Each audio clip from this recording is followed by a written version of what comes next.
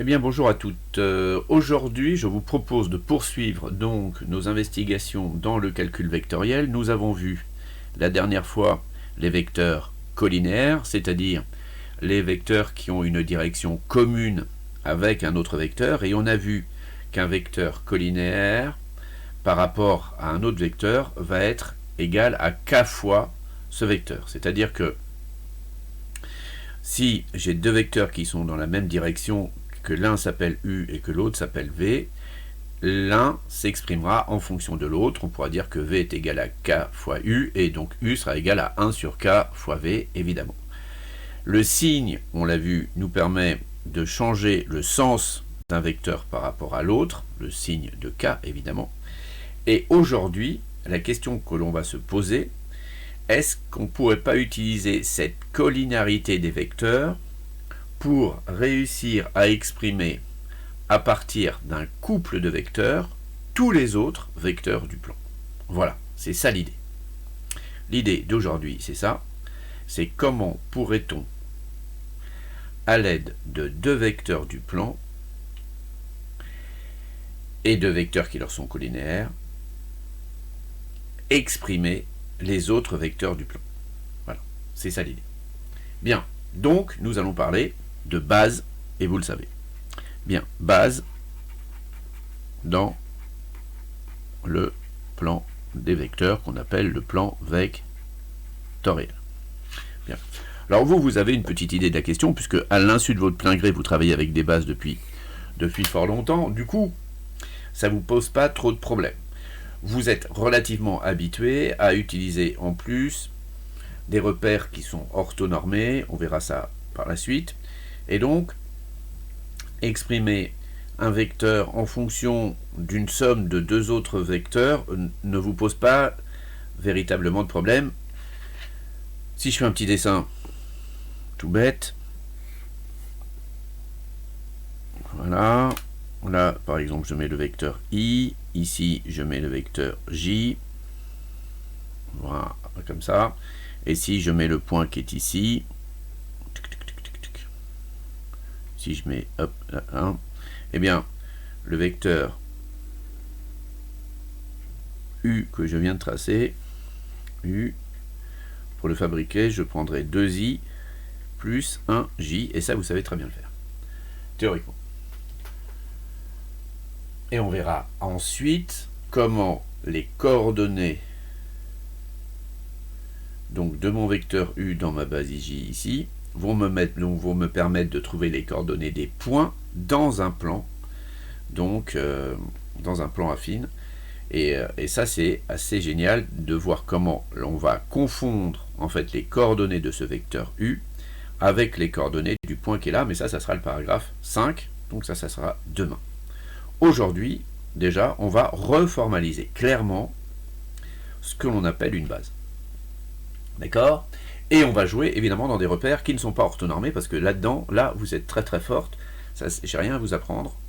Par contre, on va voir comment utiliser ça dans une base quelconque, ce que vous allez pas mal faire en physique, lorsque vous ferez des projetés, donc avec des vecteurs, dans un repère qui n'est pas forcément un repère orthonormé. Définition, donc, d'une base. Définition. Donc, on appelle une base du plan vectoriel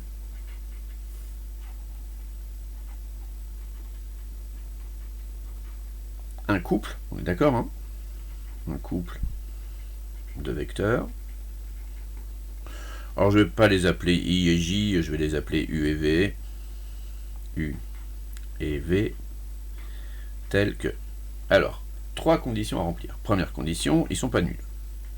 Donc u différent du vecteur nul, v également différent du vecteur nul, et troisième condition, eh bien u et v ne sont pas collinaires. Voilà. Voilà la définition d'une base. Donc on note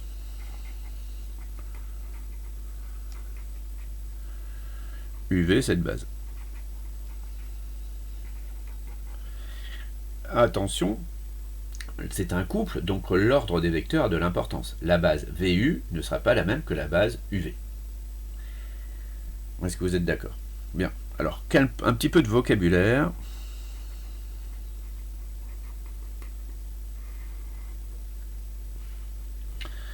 Si U est orthogonal à V, si les deux vecteurs sont orthogonaux, ben alors à ce moment la base UV est appelée une base orthogonale. Si on rajoute à l'orthogonalité, donc mes deux vecteurs sont orthogonaux, mais de même norme, et cette norme formant bien sûr l'unité du repère, donc égale à 1, et bien à ce moment-là, la base, elle est orthonormale.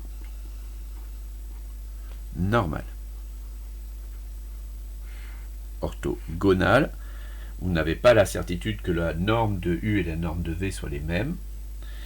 Orthonormale, vous avez l'assurance que la norme de U et la norme de V sont les mêmes et qu'en fait cette norme constitue l'unité du repère, l'unité de la base.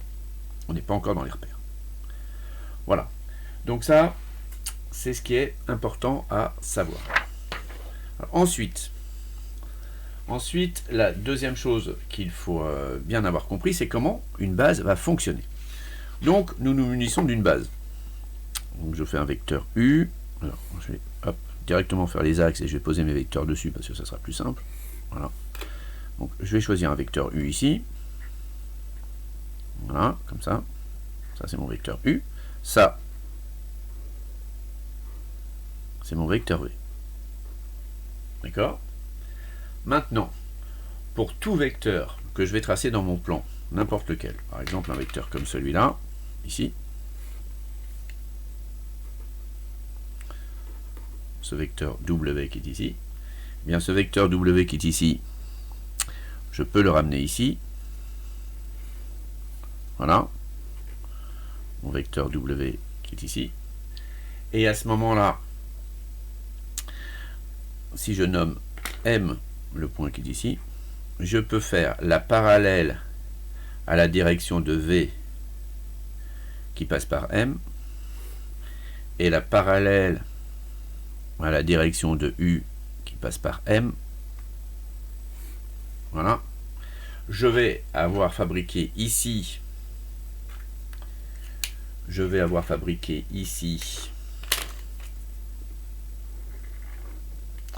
un vecteur collinaire à U que je vais noter KU. Il est là mon vecteur KU, on est d'accord, hein?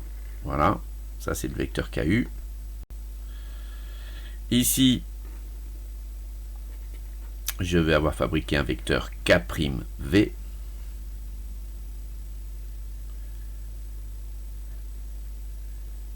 N'est-ce pas? Et mon vecteur W va s'écrire KU plus K'V. Il va s'écrire comme somme d'un vecteur collinaire à U et d'un vecteur collinaire à V. Et le couple, alors, si on est dans la base UV, et c'est là où il faut être très très attentif, dans la base UV,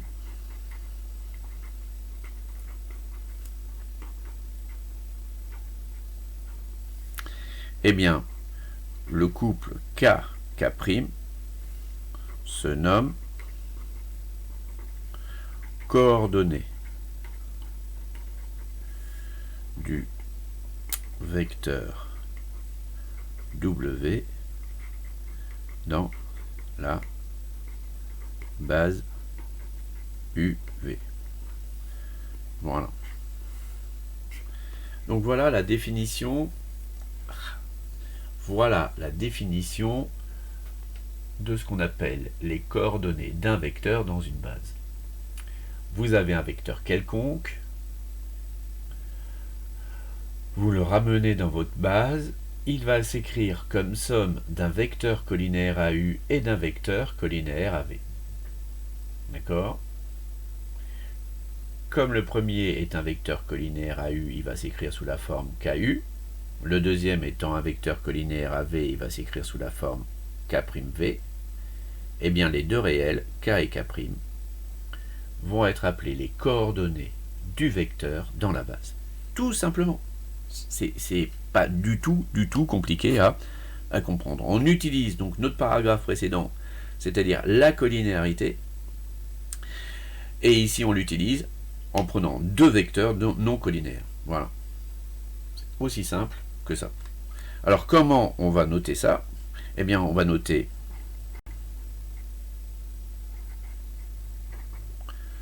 la notation, traditionnellement, alors quand on a la flemme, on peut noter ça comme ça, mais moi je préfère largement noter les vecteurs en mettant les coordonnées à la verticale. Voilà. Alors on va faire un petit exercice pour voir si vous avez compris, et puis je vous donnerai des petits exercices à faire pour demain. Alors je vais choisir, donc je vais prendre un repère, voilà, j'ai préparé un petit quadrillage, je vous ai préparé le même pour demain, comme ça vous ne serez pas perdu. Je vais choisir une base, alors évidemment un petit peu particulière, par exemple je vais choisir ce vecteur là comme étant le vecteur U, et je vais choisir ce vecteur là comme étant le vecteur V. Donc est-ce que UV est bien une base? Oui, mes vecteurs ne sont ni nuls ni collinaires. Est-ce qu'on est bien d'accord? Bien. Et maintenant, je vais choisir un vecteur T, et donc je vais essayer de chercher les coordonnées dans cette base. Alors je vais prendre comme vecteur T ce vecteur-là. Ça, c'est mon vecteur T. D'accord? Qu'est-ce que je vais faire? Je vais le ramener ici, mon vecteur T. Voilà. Ce que je vais faire, je vais bien sûr tracer la direction du vecteur U. Je vais la repasser un petit peu pour qu'on la voit bien. Je vais faire celle de V aussi.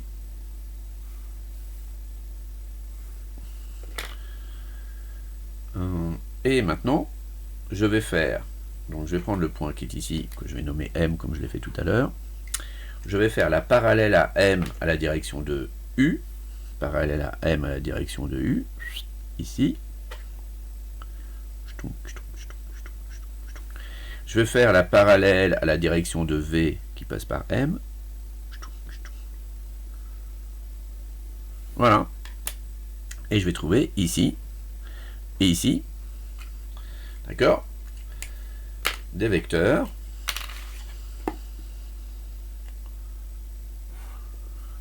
qui vont être tous les deux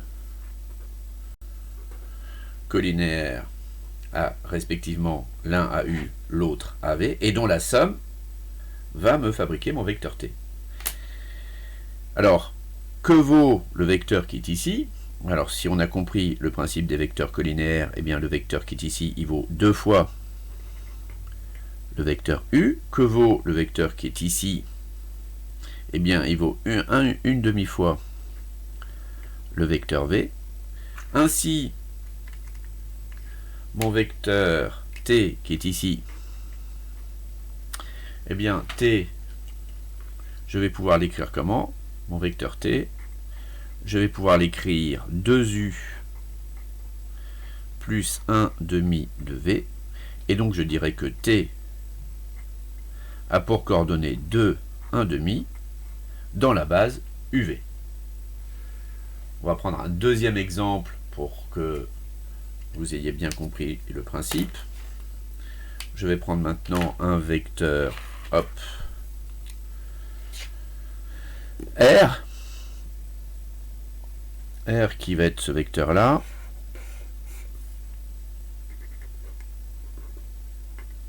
Voilà, ce vecteur ici. Et je vais faire donc le projeter. Donc je vais prendre le point qui est ici, qui s'appelle M', si vous voulez. Je vais prendre donc la parallèle à ma direction U qui passe par M, ici.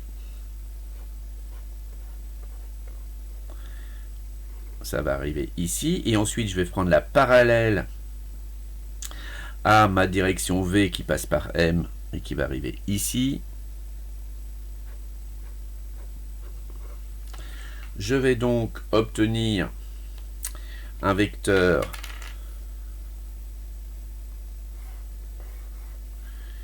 ici qui va être collinaire à V et un vecteur ici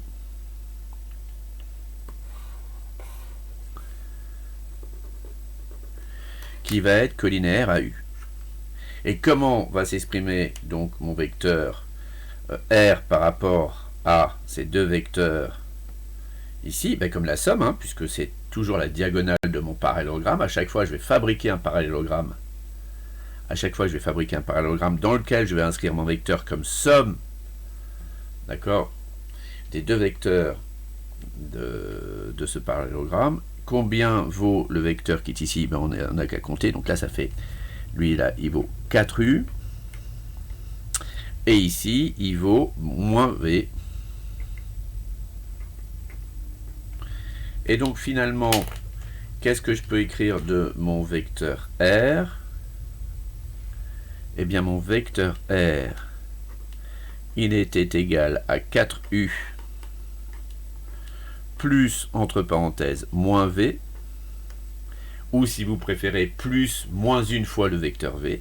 Et donc, mon vecteur R aura comme coordonnée dans la base UV 4 moins 1. Voilà comment on procède. Alors, c'est pas du tout compliqué d'utiliser une base. D'accord? On prolonge donc les directions des vecteurs. On inscrit le vecteur dont on recherche les coordonnées à l'intersection en fait des deux directions de U et de V. On le trace, on l'inscrit dans un parallélogramme. Ce parallélogramme fabriquera donc des vecteurs qui seront collinaires à nos deux directions et on n'a plus qu'à lire les coordonnées. Voilà, c'est aussi simple que ça. Est-ce que vous avez compris? Je l'espère. On le verra donc dans la correction des exercices que je vais vous proposer de faire donc pour demain. Donc sur ce quatrième paragraphe donc de notre deuxième saison. Je vous souhaite une excellente fin de journée.